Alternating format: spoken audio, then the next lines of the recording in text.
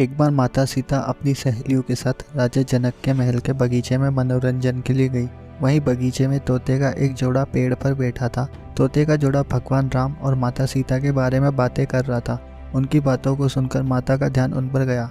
तब मादा तोता बोल रही थी कि अयोध्या के राजकुमार राम काफ़ी प्रतापी राजा होंगे, उनसे माता सीता का विवाह होगा।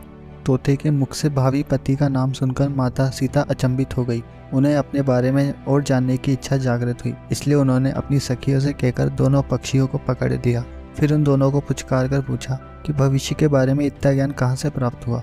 तब पक्षियों ने बताया कि इससे पहले हम महर्षि वाल्मीकि के आश्रम में रहते थे, जहाँ हर रोज राम और सीता के जीवन के बारे में बताया जाता है, इसलिए उनको दोनों के बारे में हर चीज़ कंठस्थ याद हो गई है। सीता जी ने पक्षियों से कहा कि जिस जनक पुत्री सीता की तुम लोग बात कर रहे हो वह मैं ही हूँ। मुझे मेरे और राम के बारे में और भी बातें जाननी है।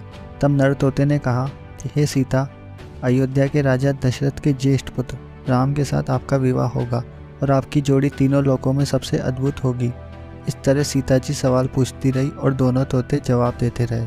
उसके बाद सीता जी ने कहा कि जब तक मेरा विवाह नहीं हो जाता तब तक तुम दोनों मेरे साथ राजमहल में ही रहोगे और तुम्हें यहाँ सारी सुख सुविधाएं मिलेंगी।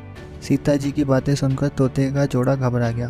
तब नर तोते ने कहा, हे जनक पुत्री, हम गगन के पक्षी हैं, पिंजरे में बंद रहकर हम जीवित नहीं रह पाएंगे, इसलिए हमको आज़ाद कर दीजिए। तोते ने इसके लिए बहुत याचना की। तब सीता जी ने नर तोते को छोड़ दिया, लेकिन मादा तोते को नहीं छोड़ा और कहा कि मेरे साथ ही रहेगी। तब नर तोते ने कहा कि मेरी पत्नी गर्भवती है, इसलिए ऐसे समय पर उसको जाने दें। हम दोनों एक दूसरे का वियोग सहन नहीं कर सकते, इसलिए आप मेरी पत्नी को जाने दें। लेकिन सीता जी ने उसकी एक न सुनी।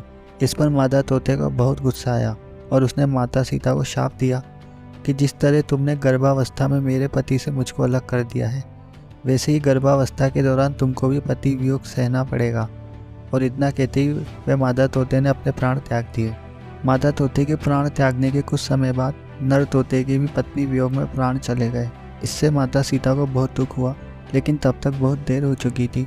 बताया जाता है कि अगले जन्म में अयोध्या का वह धोबी यही तोता था जिसने माता सीता के चरित्र पर उंगली उठाई थी, जिसके बाद भगवान राम ने माता सीता का गर्भावस्था के दौरान त्याग कर दिया।